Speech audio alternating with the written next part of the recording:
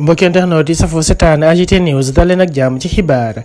Maître El Hadji Diouf ca conférence de presse ba mu doon def moom nag nee na ki nga xam ne moo di Ousmane Sonko question bañ ko laaj ca biir bureau doyen des juges Maham Diallo ne ko yow ndax Ousmane Sonko dangaa amoon ay relation intime ak ki nga xam ne moo di Adji Sarr moom El Hadji Diouf neen dafa jàpp ne Ousmane Sonko dafa daw boobu lépp question ndax tontu ba nga xam ne daal dina koy indil ki nga xam ni moom moo di doyen des juges doyu ko benn yoon moom El Hadji Diouf nee na nag ki nga xam ne moo di Ousmane Sonko dafay daw wax ci waaye nag bés bu procès amee mu daw ak mu ñàkk daw lépp dina leer dina ko génnee exhibé ko teg ko sur la table ñëpp di xam moom Ousmane Sonko lan la seqoon ak ndaw si di Adji Sarr loolee nag waral ndaw ñi nga xam ne ñoo nekk ci réseaux sociaux yi ñu ci bëri di ko xamal ne moom Maître El Hadji Diouf bu ko yeboo mu def lu ko neex na inventé histoire am moom ak Adji Sarr teg sur la table waaye du tee ndaw yi dañoo ànd ak Ousmane Sonko ba noppi am suñu ab projet donc nekkul ay relation intime wala leneen loo xam ne mooy tax ñoom ñu daal di koy bàyyi li nga xam ne moo ci mënti am moo di Ousmane Sonko am na confiance bu ñu am ci moom ba noppi te confiance boobu dara du ko dindi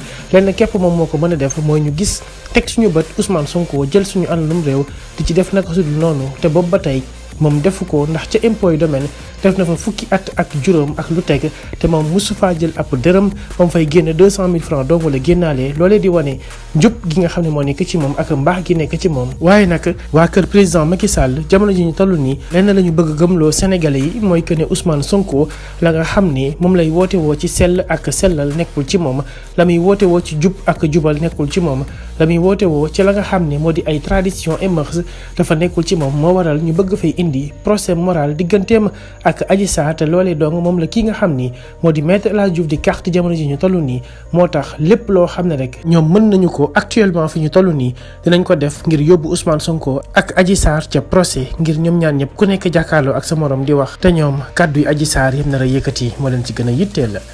mbokki internaute yi safoo seetaan AGT News abonné leen suñu chaîne saa su ne ngeen di am ay xibaar yu wér te wóor